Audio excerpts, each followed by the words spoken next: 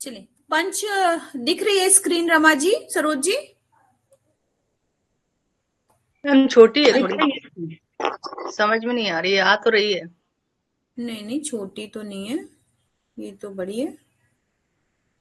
क्यों छोटी दिख रही है आपको? अभी ये छोटी हो रही है। हाँ, अब मैं जूम कर रही हूँ इसको, देखिए अभी।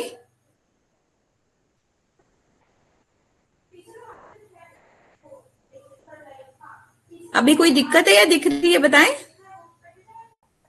दिख रही मैम, दिख रही है। ठीक। ये हम लोगों ने उस दिन पंच महाभूतों का सिद्धांत पढ़ा था।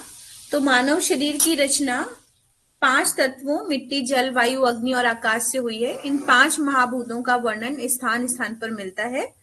ये हम लोगों ने पढ़ा था, फिर भी मैं रिवाइज कर दूं थोड़ा पहले से। जैसे तुलसीकृत रामायण में लिखा है, क्षितिजल पावक गगन समीरा, पंच रहित अधम शरीरा। अधमक तात्पर्य भौतिक अर्थात भौतिक शरीर की रचना पांच तत्वों से मिलकर हुई है। ये ही है प्राकृतिक उपचार के साधन है। इनमें से चार तत्व पृथ्वी, जल, वायु, अग्नि भोजन की श्रेणी में आते हैं, और पांचवा तत्व आकाश तत्व उपवास के द्वारा प्राप्त किया जाता है। शरीर रचना में प्रमुख तत्व आकाश और इसकी महत्वपूर्ण भूमिका जीवनी शक्ति की वृद्धि करने में देखी जा सकती है। प्राचीन भारतीय धर्म ग्रंथों एवं शास्त्रों में स्पष्ट रूप से कहा गया है कि आकाश से वायु, वायु से अग्नि, अग्नि से जल, जल से पृथ्वी की उत्पत्ति हुई है। मिट्टी, जल, वायु और अग्नि तत्व शरीर का निर्माण में प्रत्यक्ष परिलक्षित होते हैं, जबकि अति उपयोगी एवं प्रभावकारी आकाश तत्व अप्रत्यक्ष रूप से शरीर को निर्मल, शुद्ध एवं दीर्घजीवी बनाता है।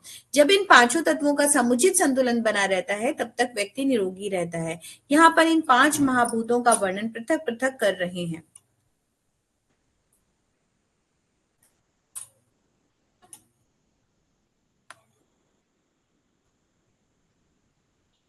पृथ्वी की बात करते हैं पहले। मानव का निर्माण इसी से होता है, इसलिए पृथ्वी को माता कहते हैं। इसका संबंध जल, वायु, अग्नि तथा आकाश से है। मानव के जीवन के लिए समस्त खाद्य पदार्थ, चाहे अनाज हो या विविध प्रकार की फल सब्जियां, अथवा पशुओं द्वारा दिया गया दूध, दही, मक्खन आदि, इन सभी की देन है। मिट्टी और मानव का संबंध शाश्वत है, और यही कारण है कि मिट्टी मानव जीवन के लिए अनिवार्य है। इसमें अनेकानेक गुण विद्वान है। दुर्गंध मिटाने के लिए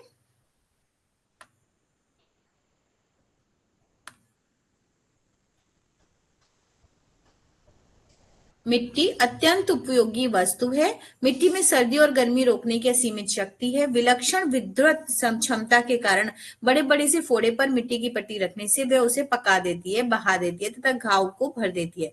मिट्टी में विषादी को शोषण करने की क्षमता होती है। इसमें रोगों को दूर करने की क्षमता होती है, क्योंकि मिट्टी में संसार की सभी वस्तुएं रासायनिक नहीं हो सकती हैं। तो आपने देखा ही होगा कि जब कोई काम नहीं आता है, तो मिट्टी, कहीं किसी की डेड बॉडी जा रही है तो कहते हैं मिट्टी से हाथ साफ कर लो, मिट्टी को छू लो। मतलब इतना उच्च दर्जे का उसका लेवल है, उसको रखा जाता है ना। मिट्टी के आपने एक बार कोई भी ईश्वर रूप की रचना कर दी, तो उसको इतना पूजनीय बनाया जाता है।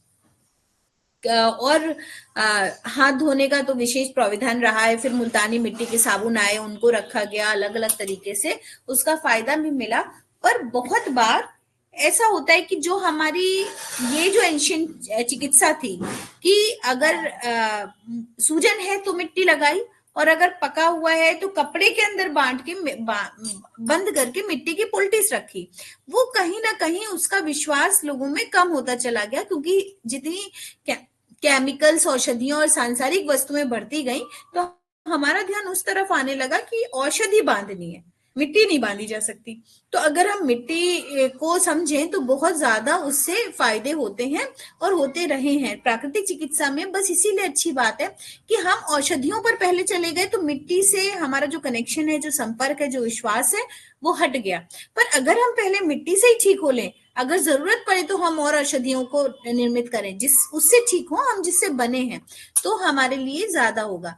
तो ये बात समझने की है। और ये भी कि अगर फूटा हुआ है, फोड़ा है, मुंह उसका खुला है, तो हम किस प्रकार से उसको यूज करेंगे, तब कब किस तरह से लगाएंगे।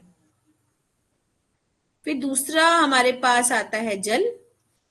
एक सेकेंड।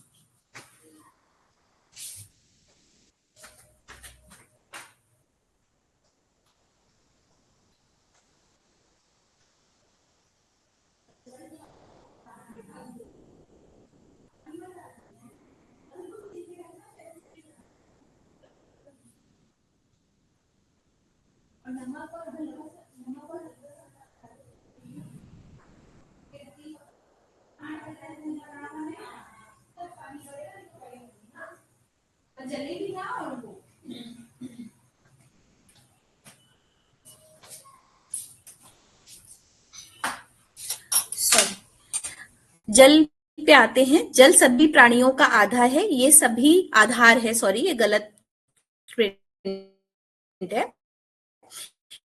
ये सभी प्राणियों की अमूल्य औषधि है। प्रत्येक जीव जंतु तो कोई भी शाजन पाचन की हो, रक्त संचार की हो, इस द्रव्य के बिना संभव नहीं हो सकती। ये संसार का अनिवार्य तत्व है, इसमें असीम शक्ति निहित है और जिसका उपयोग मानव विभिन्न प्रकार से करता चला आ रहा है।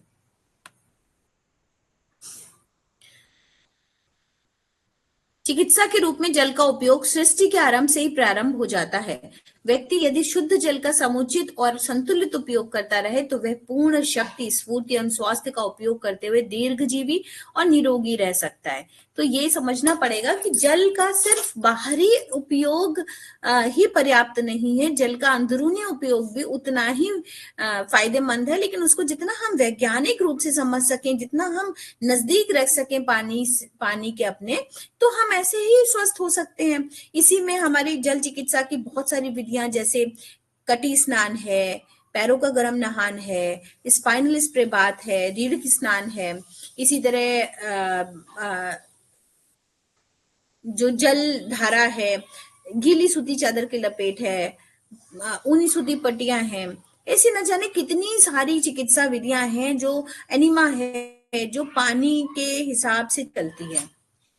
तो इसलिए जल सर्वसुलभ भी है। जहां पर हम मिट्टी का प्रयोग करने से थोड़ा सा हिचकिचा जाते हैं, नहीं हो पाता, वहां पर जल का प्रयोग बहुत ही अद्भुत रूप से हमें स्वस्थ करता है। फिर बात करते हैं अग्नि की। अग्नि का तात्पर्य ऊष्मा या सूर्य से है और जिसके अभाव में जीवन की कल्पना ही नहीं की जा सकती। सूर्य की उपासना का तात्पर्य यही रहा होगा, क्योंकि सृष्टि के सभी पदार्थ सूर्य रश्मि के विभिन्न प्रकार के संयोग से उत्पन्न होते हैं। इनमें स्वास्थ्यवर्धन शक्ति होती है। कहा जाता है जहां सूर्य का प्रवेश नहीं करता प्रकाश, वहां डॉक्टर का प्रवेश होता है।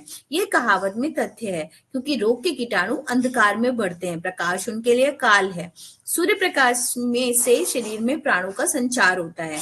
विभिन्न रोगों में सूर्य किरण चिकित्सा और रंगीन रश्मि चिकित्सा बड़ी लाभदायक चीज सिद्ध हुई है। ऐसे में आपने देखा होगा कि जब सर्दियां आती हैं और हम लोग जो रजाई गद्दे हैं वो बक्से में पड़े होते हैं, तो हम उनको धूप दिखाते हैं। जब कपड़े बहुत दिनों से हम नहीं पहनते तो हम उन्हें धूप दिखाते हैं। इनफैक्ट अगर कोई भी ऐसी चीज जो बहुत दिनों से डंप है, हम उन्हें धूप दिखाते हैं 2-3 दिन के लिए, तो वो ठीक होना शुरू हो जाती है। ठीक इसी तरह हमारा शरीर है। हम इसलिए इतने ज्यादा बीमार पड़ रहे हैं कि हम नेचर के पास नहीं है। पूरे पूरे दिन लैपटॉप और बंद इन्वायरमेंट में लोग काम कर रहे हैं 12-12 घंटे, और घर आते हैं तो भी उनको कंफर्ट चाहिए रहता है। तो वो या इलेक्ट्रिक संसाधन, मतलब टीवी चल रहा है, मोबाइल चल रहा है, एसी चल रहा है, और उसी में सोते हैं। आर्टिफिशियल लाइट, उनके पास समय नहीं है सूरज को देखने का, शाम को देखने का, सुबह को देखने का, टहलने का। तो जहां पर सूर्य का प्रकाश नहीं, वहां कीटाणु पनपेंगे।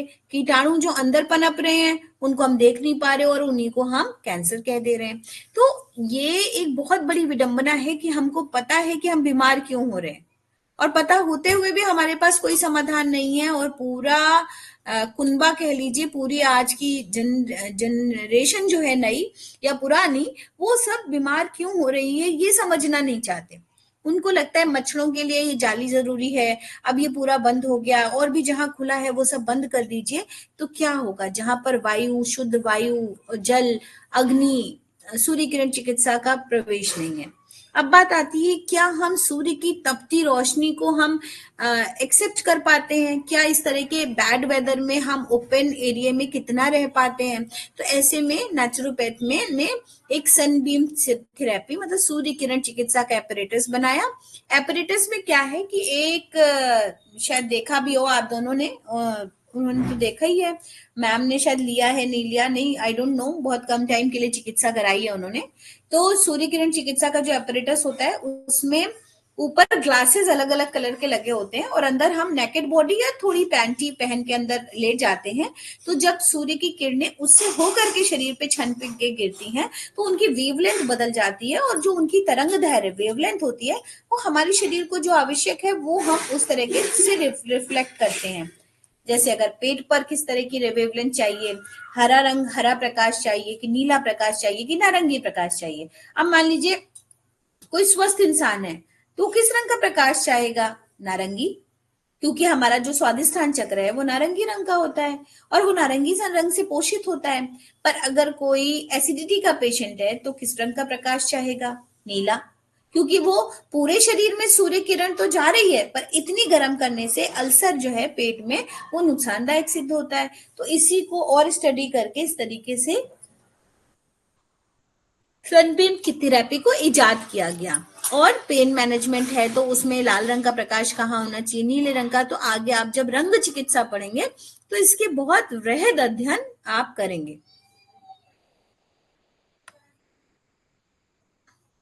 अब आती है वायु चिकित्सा। वायु प्राणों का सबसे मूल आधार है, इसके बिना व्यक्ति कुछ मिनट ही जीवित रह सकता है।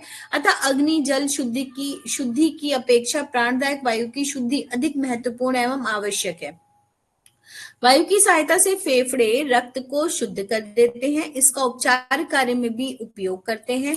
बीमारी को दूर करने के लिए वायु स्नानों तथा मंत्रों द्वारा ठंडी तथा गर्म हवा की शरीर पर फेंक कर उपचार किया जाता है। प्रातः भ्रमण, साय भ्रमण, वायु स्नान के ये दो रूप बहुत ही लाभ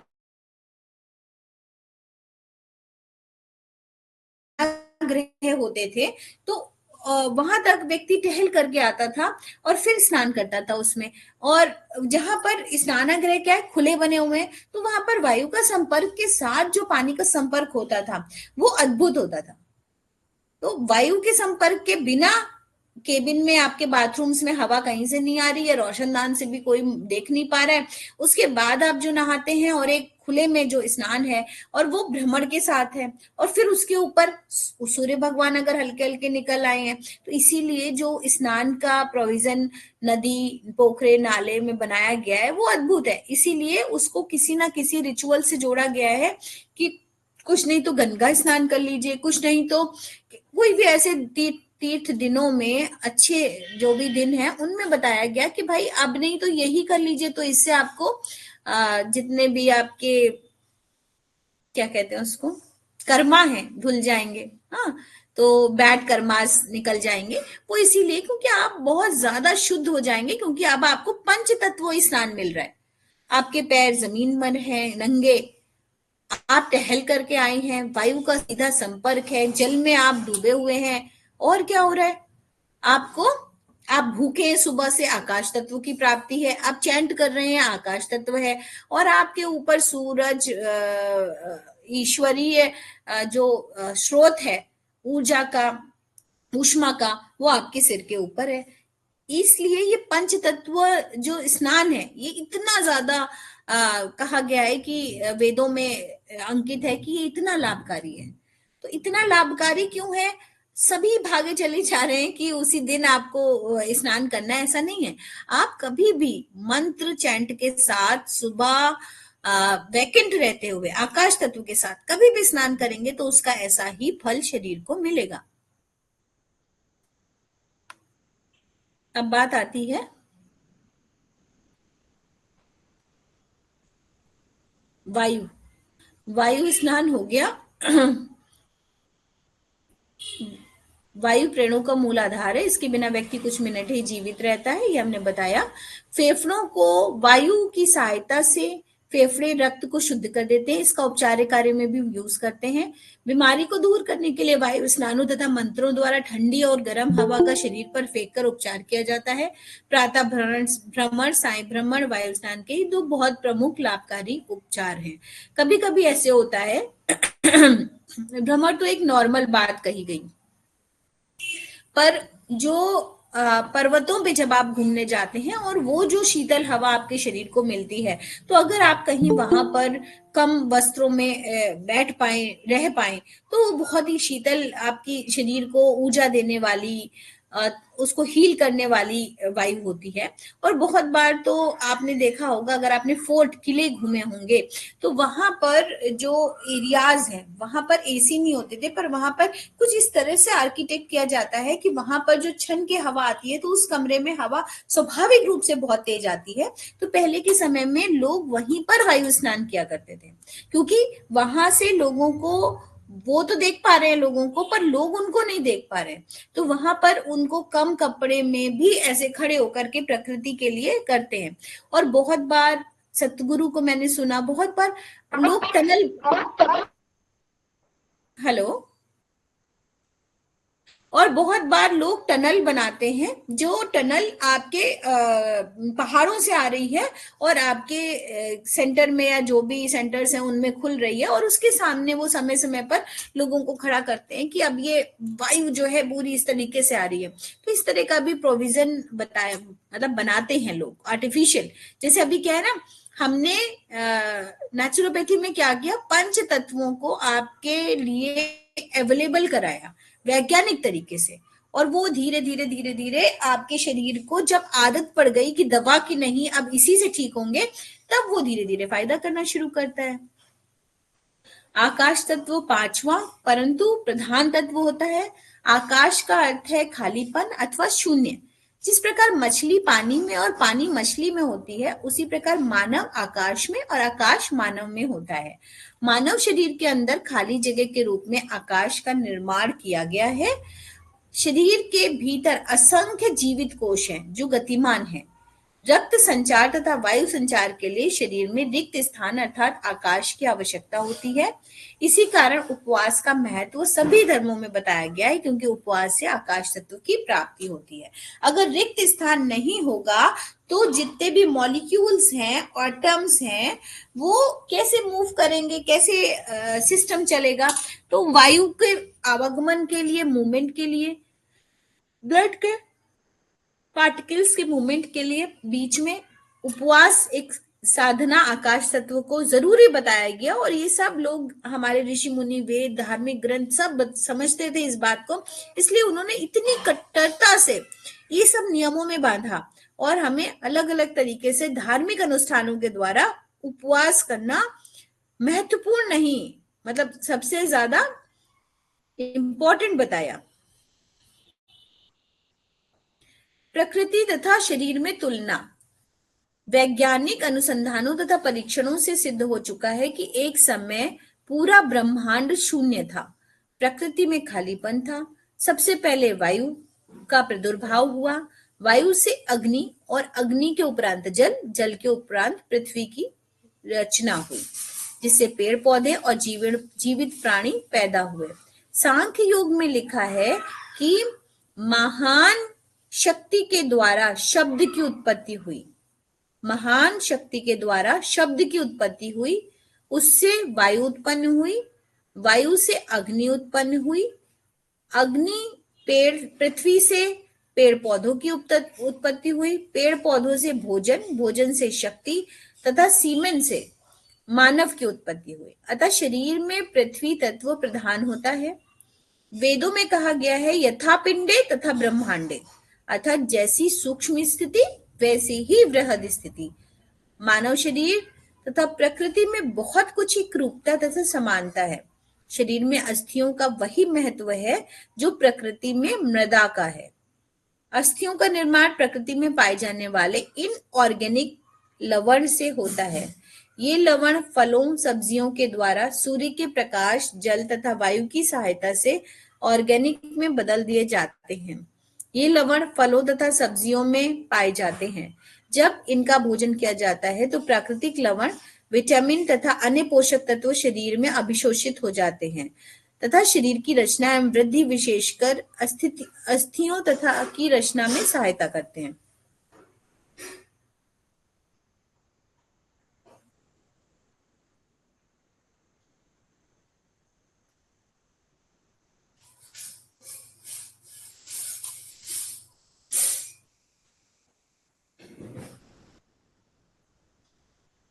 अब कैसी प्रकृति की तुलना हम कर रहे हैं?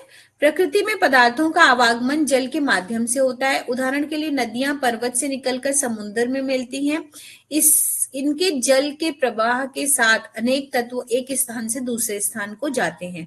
इसी प्रकार रक्त, जिसमें अधिकांश जल होता है, शरीर के विभिन्न अंगों में विभिन्न तत्वों को ले जाते हैं। ये आप सभी को पता है कि ब्लड ही हमारे सारे मिनरल्स को, सारे एलिमेंट्स को, सारे न्यूट्रिशन को हमारी बॉडी में एक दूसरी जगह पर ले जाता है और दूसरी जगह पर जो जरूरत है वो हो गया और जो नहीं जरूरत है वो ब्लड में वापस चला आता है।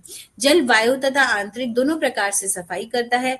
विजातीय यानी टॉक्सिक पदार्थ को शरीर से बाहर निकाल देता है। जब जल की मात्रा कम हो जाती है तो शरीर को विभिन्न कोष रोगग्रस्त होने लगते हैं। इस प्रकार जल प्रकृति में जल की कमी होने लगती है तो वनस्पति पर प्रतिकूल प्रभाव पड़ता है। जिस प्रकार प्रकृति के लिए वायु जीवन का आधार है, हवा के बिना वनस्पति जीवित नहीं रह सकती, उसी प्रकार बिना वायु के मानव शरीर जीवित नहीं रह सकता। हवा से ही उत्साह आता है, सक्रियता आती है, शरीर तथा मन चेतन होते हैं। मंजू, एक गिलास पानी दे दो मुझे। हल्दी पड़े कि ना पड़े? थोड़ी सी।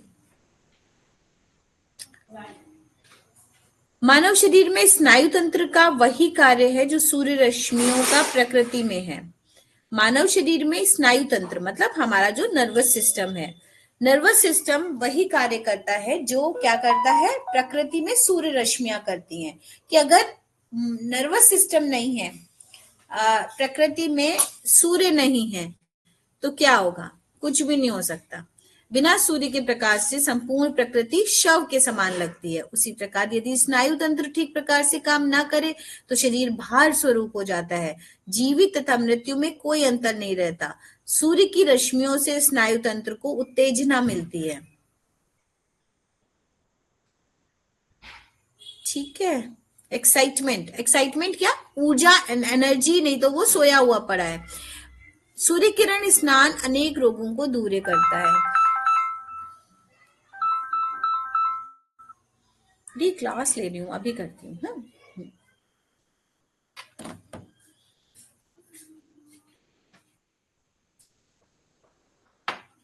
शरीर में आंतरिक गति की एक व्यवस्था होती है, उसी प्रकार प्रकृति में भी अणु की गति होती है।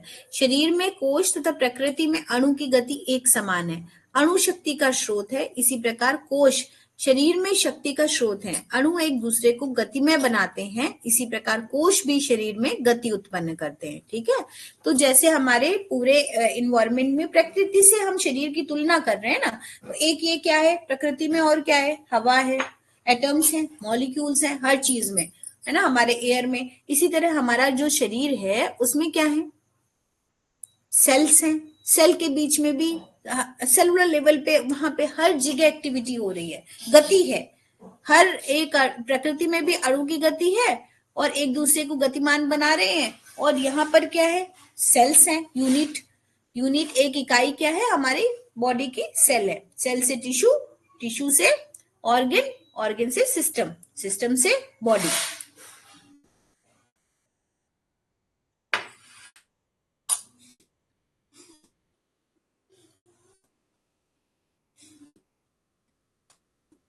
अब बात करते हैं प्राण शक्ति का सिद्धांत क्या है। प्राण शक्ति का सिद्धांत, प्राण वह जीवनी शक्ति है जो शरीर रूपी यंत्र को इंजन की भांति चलाती है।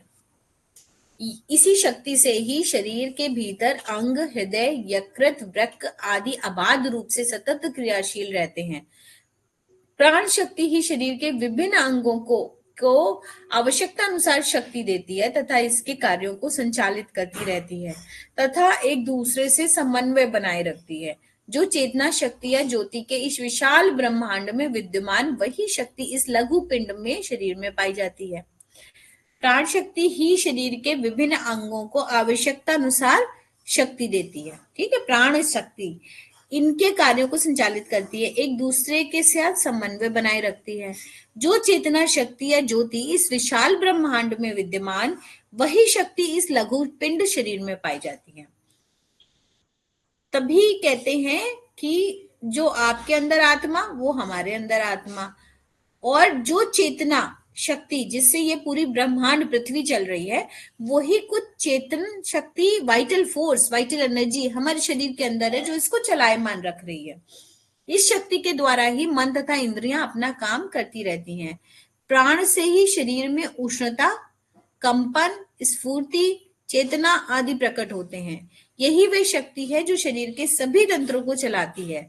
प्राण शक्ति को संयम, नियम, शुद्ध आहार, मन पर नियंत्रण आदि के द्वारा बलवान बनाया जाता है। फॉर एग्जाम्पल, कोई व्यक्ति हमारे क्लिनिक में आते हैं, 2 व्यक्ति और एक ही परेशानी से आते हैं। कोई व्यक्ति, एक व्यक्ति ठीक हो रहा है और एक व्यक्ति नहीं ठीक हो रहा है। कहाँ पर कमी है? हम कहेंगे भाई आपकी प्राण शक्ति जो है वो नहीं है, 0 के बराबर है, और आपकी प्राण शक्ति अच्छी है। तो प्राण शक्ति को उसने किस तरीके से खराब कर रखा है?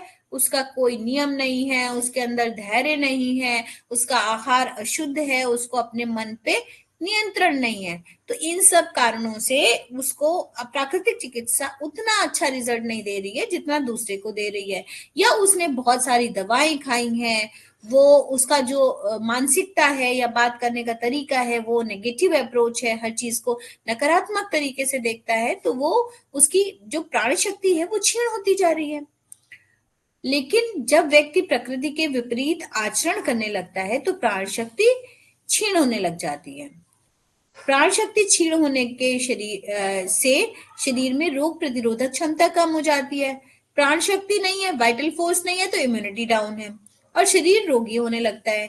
मृत्यु का कारण कोई रोग नहीं होता, बल्कि प्राण शक्ति को जब शरीर में रहना मंजूर नहीं होता, चाहे शरीर की खराबी के कारण या शरीर में प्राण का कार्य पूरा हो जाने के कारण, तब मृत्यु हो जाती है। अतः प्राण शक्ति को सबल, शक्तिदायी बनाने के लिए प्रकृति के नियमों का पालन करना अनिवार्य है। अच्छा, यहाँ पर प्राण शक्ति मतलब वाइटल फोर्स, पर इसको हम इम्यूनिटी से भी कंपेयर कर सकते हैं। प्रतिरोधक क्षमता की एक बात आ भी गई है, तो वाइटल फोर्स थोड़ा ऊपर है, उसके नीचे है इम्यूनिटी। तो जब हम वाइटल फोर्स को खराब करते हैं, वाइटल फोर्स अगर किसी की बॉडी में नहीं है, तो इम्यूनिटी अपने आप डाउन हो जाती है। और प्राण शक्ति हमारी बहुत सारी चीजों से, जैसे प्राण किससे लेते हैं हम?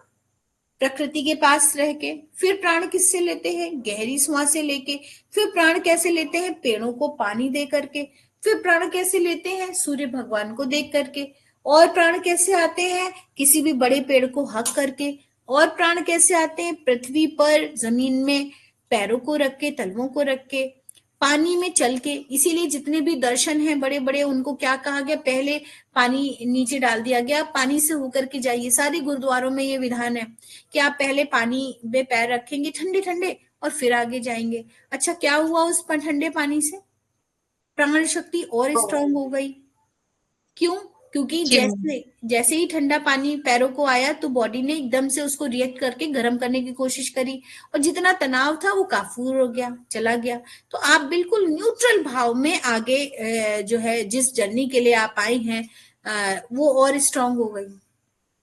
तो इस तरीके से प्राण शक्ति के सिद्धांत को समझाया गया है प्रकृति से मिलाते हुए, और प्राकृतिक चिकित्सा में प्राण शक्ति का संबंध है। और जो जितनी ज्यादा दवा खा के आएगा, जो जितना नकारात्मक होगा, जो जितना अप्राकृतिक होगा, उसकी प्राण शक्ति उतनी कम होगी और उसको फायदा भी उतना ही कम होगा, और उसकी इम्यूनिटी भी उतनी ही कम होगी, तो उसका प्रतिरक्षा तंत्र भी उतना ही कमजोर होगा। एक ही कारक विकार का सिद्धांत। अब ये क्या है? प्राकृतिक चिकित्सा का दृढ़ विश्वास है कि सारे रोग का एक ही कारण है, शरीर में विजातीय पदार्थों का, मल का संचय हो जाना। मनुष्य शरीर प्राकृतिक के नियमों के अनुसार अपने अंदर मल, कचरा, विजातीय तत्वों को बाहर निकालने का सदैव प्रयत्न करता है। और इसी तरीके से ये पूरा शरीर बनाया गया है कि अगर हम कुछ गंदा खाते हैं या अप्राकृतिक खाते हैं या टॉक्सिन्स क्रिएट करते हैं, जो कि स्वाभाविक है। आप जितना भी सादा खा लें, जितने भी स्वच्छ वातावरण में रह लें, लेकिन हमारा शरीर मल बनाएगा ही बनाएगा। और उसको बाहर निकालने के लिए प्रकृति ने अपनी व्यवस्था की है, हर तरीके से व्यवस्था की है। 4 माध्यम बनाए, नहीं निकले तो 5वां बनाया, पर पूरी तरह पुख्ता व्यवस्था की है। अब आप अगर उससे ज्यादा अप्राकृतिक कर होंगे तो फिर क्या होगा, अंदर ही इकट्ठा होना शुरू हो जाएगा क्योंकि बाहर नहीं निकल पा रहा है। और जब ऐसा होगा तो टॉक्सिन्स जहां इकट्ठा हो गए वहीं पर बीमारी निकल उठनी शुरू हो गई। ठीक है, तो जब दूषित पदार्थ बाहर नहीं निकले तो जो जो अंग कमजोर था उसमें इकट्ठा हो गए, और जब इकट्ठा होते रहे तो वहां पर कोई चीज पनप गई तो हमने, एलोपैथ ने या किसी ने भी उसको एक नाम दे दिया, और बीमारी कोई है ही नहीं और उसी तरीके से ठीक होगी जैसे आई है। तो अगर आप उसका शोधन कर दें, उसको वहां से बाहर निकाल दें, उसको अप्राकृतिक से प्राकृतिक कर दें, तो निकल आएगी। तो एक ही कारक, मतलब एक ही कारण है, टॉक्सिन्स, विजातीय द्रव्य। विकार क्या है? बीमारी। तो एक ही कारण है और विकार का सिद्धांत, जिसको अगर हम ठीक कर दें तो ठीक हो जाएगा इंसान।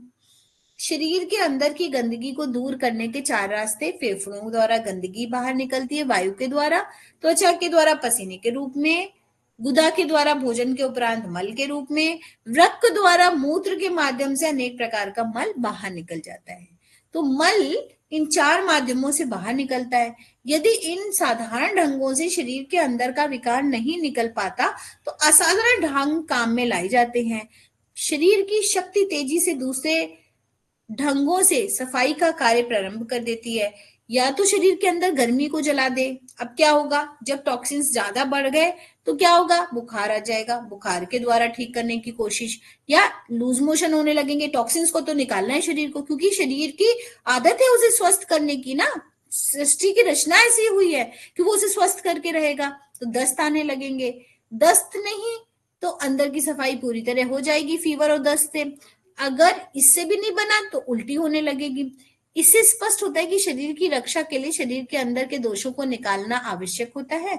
अतः रोगों की उत्पत्ति तभी होती है जब शरीर के अंदर की गर्मी ज्वर के रूप में बढ़कर शरीर के अंदर शरीर की गंदगी या विजातीय तत्व प्राकृतिक ढंग से बाहर ही निकल पाते हैं। अच्छा, अभी कोई भी दवा ऐसी नहीं बनी जो शरीर की गंदगी को बाहर निकाले। अगर आप प्राकृतिक के नियमों का पालन करेंगे तो शरीर को जलाना तो पड़ेगा ही पड़ेगा, आपको उससे ऊपर आना पड़ेगा, उसको झेल के ऊपर आना पड़ेगा, तभी आपकी वो कोशिकाएं नष्ट होंगी जो अप्राकृतिक है, जहां पर मलबा कचरा जमा हो गया है, जहां पर विजातीय द्रव्य जमा हो गया है। इस अर्थ में रोग विकारों को बाहर निकालने के साधन है। विकारों की किस्म पर रोगों की उत्पत्ति निर्भर करती है। अब विकार क्या है, टॉक्सिन्स को बाहर कैसे निकाला जाए, इसके बहुत सारे मेथड्स को इजाद किया गया, जिसको उन्होंने प्राकृतिक चिकित्सा का नाम दिया। प्राकृतिक चिकित्सा कोई चिकित्सा नहीं है, जीवन जीने की कला है। पर जब आप मलबे को ज्यादा इकट्ठा कर लेते हैं तो प्रकृति सरेंडर करने लग जाती है कि भाई अब हमसे नहीं होगा, बहुत हो गया, अति कर दी इस व्यक्ति ने। तो जब अति कर दी तो क्या होगा, तब जो है जब प्रकृति अपना हाथ झाड़ लेती है तो प्राकृतिक चिकित्सा द्वारा कुछ थोड़ी थोड़ी चीजें इनबिल्ट करके हम कुछ इस तरीके का काम करते हैं कि धीरे धीरे शरीर रिस्पॉन्स करने लग जाए और वापस से प्रकृति लौट आए शरीर के अंदर, और तब चिकित्सा रिस्पॉन्स करेगी।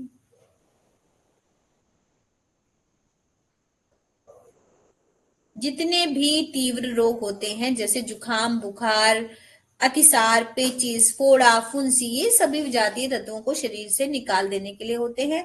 स्थायी रोगों का कारण इन तीव्र रोगों का दमन कर दिया जाना होता है। अगर स्थायी रोग मतलब बड़े रोग तभी बनेंगे जब हम इन प्रकृति के नियमों का अवहेलना करेंगे। कहीं फोड़ा फुंसी दिख रहा है, कहीं जुकाम बुखार हो रहा है, तो हमने उनका साथ कैसे नहीं दिया। प्राकृतिक ना साथ देना क्या है कि हम तभी भी खाना खाते रह गए। दूसरा अप्राकृतिक क्या है कि हम दवाई खा ली। तीसरा अप्राकृतिक क्या है, उसमें मलहम लगा लिया। और 5वां अप्राकृतिक क्या है कि हम अप्राकृतिक वातावरण में रहने लग गए।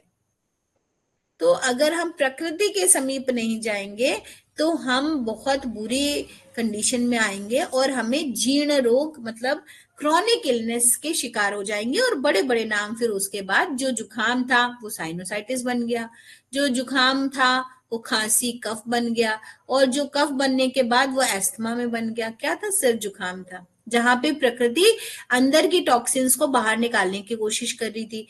पर अब सब अप्राकृतिक हो गया। अब जब हमने उसको और पाला, बाहर नहीं निकालने दिया, तो और बड़ी बीमारी में कन्वर्ट हो गया।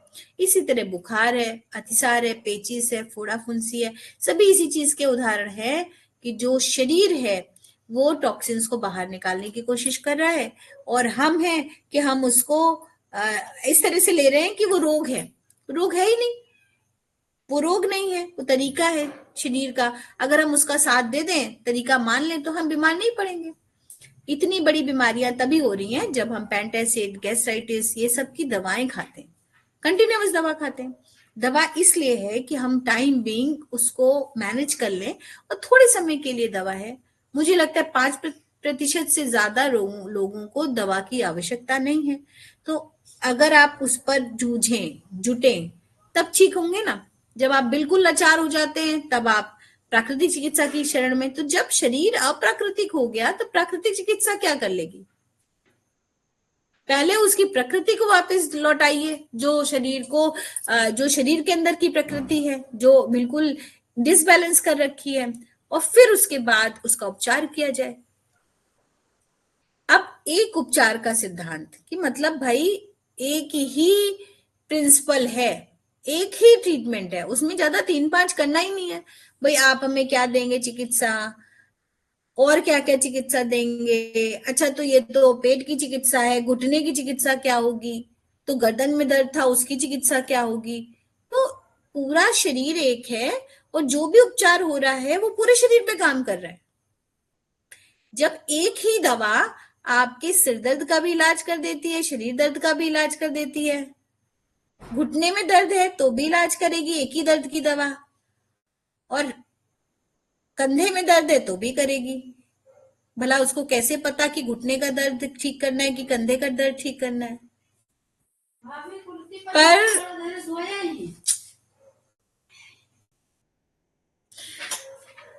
पर ठीक उसी तरह एक उपचार के सिद्धांत में हम ये पूछ बैठते हैं कि पेट पर मिट्टी की पट्टी दी है, तो अभी इससे ये कैसे ठीक हो जाएगा? इसी घुटने का दर्द कैसे ठीक हो जाएगा? मिट्टी की पट्टी को कैसे पता घुटने का दर्द ठीक करना है?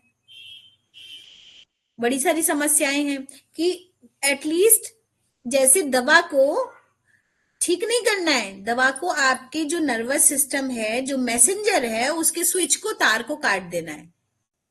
ठीक है, आपको इतनी लिथार्जीनेस आएगी कि आपका मैसेज जो पेन है वो ब्रेन तक नहीं पहुंचेगा, और आपकी बॉडी समय रहते अपने आप उस दर्द को ठीक करेगी। तो दवा का काम दर्द को मिटाना नहीं है, कारण को मिटाना नहीं है। दवा का काम है कि आपके ब्रेन को वो मैसेज ना जाए कि दर्द हो रहा है। और नेचुरोपैथी का काम क्या है?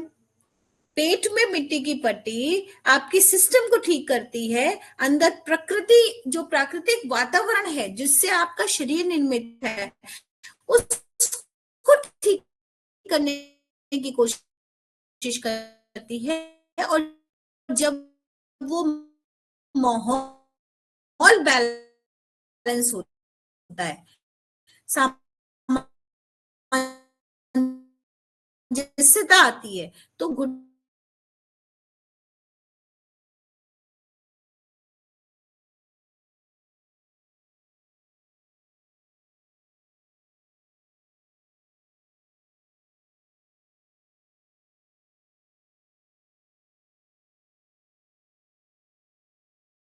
आवश्यकता इस बात की होती है कि इस जीनी शक्ति को प्राकृतिक ढंगों से आधार पर बढ़ाया जाए, रक्त को शुद्ध किया जाए, विजातीय तत्वों को शरीर से बाहर निकाला जाए, मल निकालने वाले अंगों को सबल बनाया जाए। ठीक है, हमारे पास कोई तरीका नहीं है, तो हम क्या करेंगे?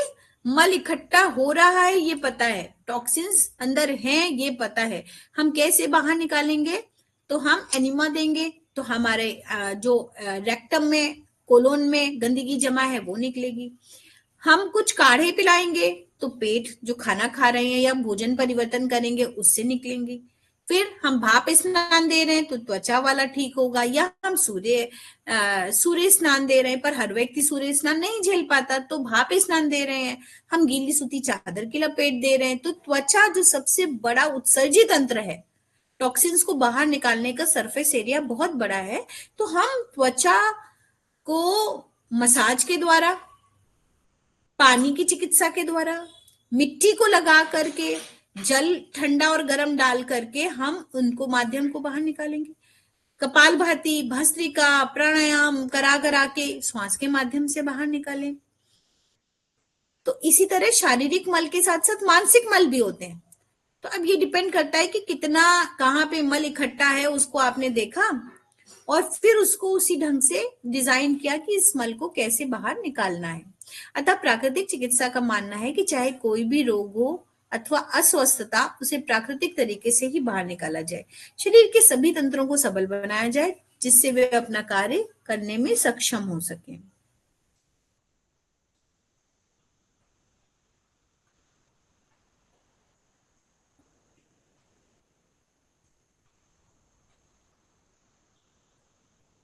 प्राकृतिक चिकित्सा में चूंकि ये विश्वास किया जाता है कि रोग के अनेकानेक आकार प्रकार होते हुए भी वास्तव में रोग एक ही है, शरीर के अंदर का विकार अथवा चिकित्सा भी एक ही है। विकार का या विजातीय पदार्थ को बाहर निकाल देने का सही ढंग, उदाहरण के लिए यदि सिर दर्द है तो चिकित्सा केवल सिर की नहीं बल्कि सारे शरीर की जाएगी, क्योंकि सिर दर्द का वास्तविक कारण पेट की खराबी से खून की खराबी और खून की खराबी से स्नायु संस्थान को ठीक हालत में ना होना। अतः यदि केवल सिर दर्द का उपचार किया जाता है तो रोग नहीं जा सकता। अतः सभी रोगों का एक ही उपचार है, सही ढंग से शरीर के अंदर विजातीय तत्वों, दूषित पदार्थों, मल आदि को बाहर निकालना। एक बार 10वां और पढ़ेंगे, फिर हम लोग थोड़ा 2-3 मिनट डिस्कस करेंगे। तो अभी तक हमने ये समझा कि अगर हम हेडेक की गोली खाते हैं तो हम अपने शरीर का कितना नुकसान कर रहे हैं, है ना, सिर दर्द की गोली से। तो हमें क्या करना है, जब हम अगर मान लीजिए पैरों का गर्म नहान देते हैं, हॉट फुट बाथ देते हैं, सिर में दर्द हो रहा है पर पैर को गर्म पानी में डालेंगे तो क्या होगा, हमने खून के दौरान को बदल दिया। खून के दौरान को बदल दिया तो क्या हुआ, पूरे शरीर का शोधन कर दिया सिर्फ एक सर दर्द ठीक करने के लिए। तो शरीर में और कहीं भी कचरा जमा हो रहा होगा वो ठीक हो जाएगा। तो आप एक साथ इतने सारी चीजों को शुद्ध कर देते हैं। और अभी आपने क्या किया, एक दवा खा ली जिससे मैसेज मिलना बंद हो गया। जहां टॉक्सिन्स पनप रहे थे, जहां बीमारी का घर बन रहा था और बड़ा महल बन रहा था अंदर, है ना, वो बनता चला गया। तो जी भाई, हम माइग्रेन की दवा पिछले 5 सालों से खा रहे हैं। पहली बात तो सिर दर्द बढ़ते बढ़ते माइग्रेन बन गया, और माइग्रेन की दवा आपने 5 सालों से खा ली, एक छोटी सी गोली। अब क्या हुआ, माइग्रेन एक प्रोडक्ट था, बेसिकली कहीं ना कहीं कुछ और शरीर में पनप रहा था, और वो पनप रहा था और वो बढ़ के कुछ बड़ी बीमारी आ गई सिर्फ, और उसका बड़ा सा नाम दे दिया गया क्योंकि अब ये इसके ये सिम्टम है, और कुछ समझ में ना आए तो एलर्जिक हैं आप। ठीक है, तो ये है आज का प्रिंसिपल, जिस तरीके से लोग आज चिकित्सा कर रहे हैं, इसीलिए कोई ठीक तो हो नहीं रहा, बीमारियां बढ़ती जा रही। हम जितना एडवांस होते जा रहे हैं, जितना जागरूक होते जा रहे हैं, जितना अवेयर होते जा रहे हैं, उतनी बीमारियां बढ़ रही हैं, उतने लोग ज्यादा बीमार हो रहे हैं। फिर प्राकृतिक चिकित्सा का एक और सुंदर सिद्धांत है, वो है स्वीकृति का सिद्धांत। स्वस्थ सेवा कार्य में रोगी की स्वीकृति का तात्पर्य है उसको मानव के रूप में उसकी एकता, क्षमता, योग्यता में विश्वास, वह जैसा है उसकी सीमाओं सहित व्यक्ति के रूप में स्वीकार करना। तुम ऐसे हो, तुम ऐसे बोलो, तुम ऐसे चलो, तुम ऐसे दिखो। अरे, ईश्वर ने इतना सुंदर शरीर दिया है, थोड़ा काला है, काला सही, थोड़ा मोटा है, मोटा सही, थोड़ा ठिकना है, ठिकना सही, थोड़ा पतला है, फिटनेस जरूरी है कि पतला मोटा जरूरी है, अगर वो बहुत पतला है तो भी मुश्किल, अगर मोटा है तो भी मुश्किल। फिर इमोशनल डिस्ट्रेसेस है, स्वीकृति, व्यवहार, ढांढस बनाना, स्फूर्ति देना, शिकायत को ठीक प्रकार से सुनना, आदर एवं सम्मान करना, रुचि प्रदर्शित करना, जीवन के अनुभवों को जानने की उत्सुकता प्रदर्शित करना। जैसे स्वीकृति का सिद्धांत, जैसा व्यक्ति हमारे पास आया है हमें उसको वैसे ही अच्छा करना है। तो प्राकृतिक चिकित्सक का सिर्फ एक ये काम होता है, या आपने महसूस भी किया होगा कि वो बहुत ध्यान से व्यक्ति विशेष को सुनता है और बहुत ध्यान से कोशिश करता है कि उसको क्या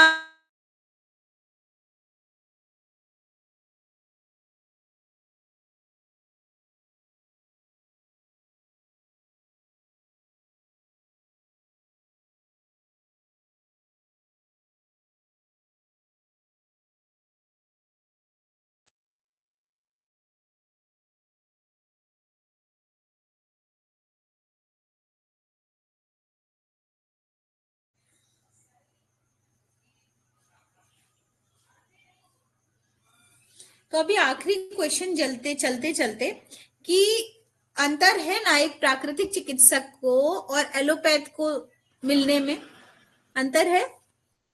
एक प्राकृतिक चिकित्सक मिलेगा तो आपको छोटी छोटी बात सुनेगा, समझेगा, बहुत ज्यादा सुनेगा, है ना, फिर उसमें से खोजबीन निकालेगा और आपको प्यार से बताएगा कि भाई आप ऐसे ठीक हो जाएंगे, है ना।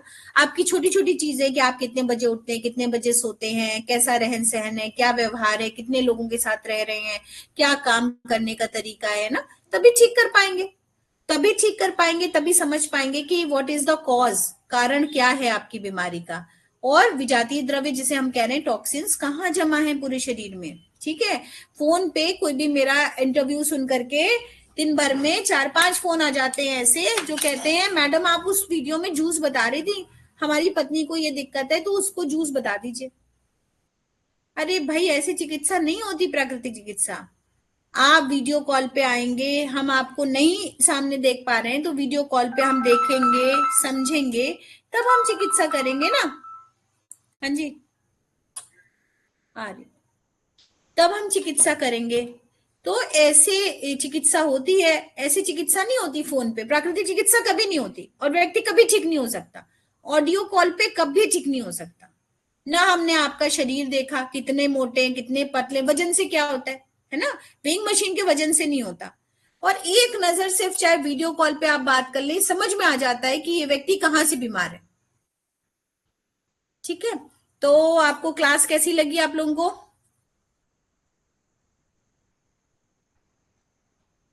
बहुत अच्छी मैम।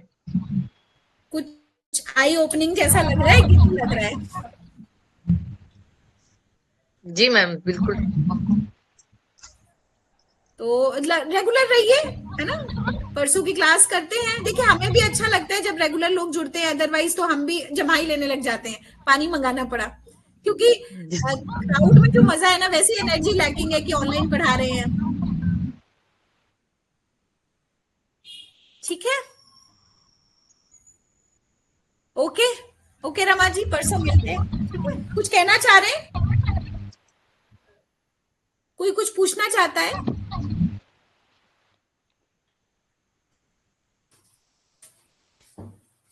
आ गया पापा, गेट खोलिए, बंदी है मेरा क्लास।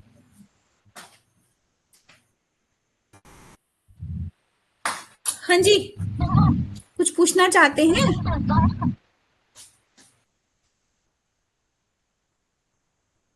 रमा जी, कविता जी?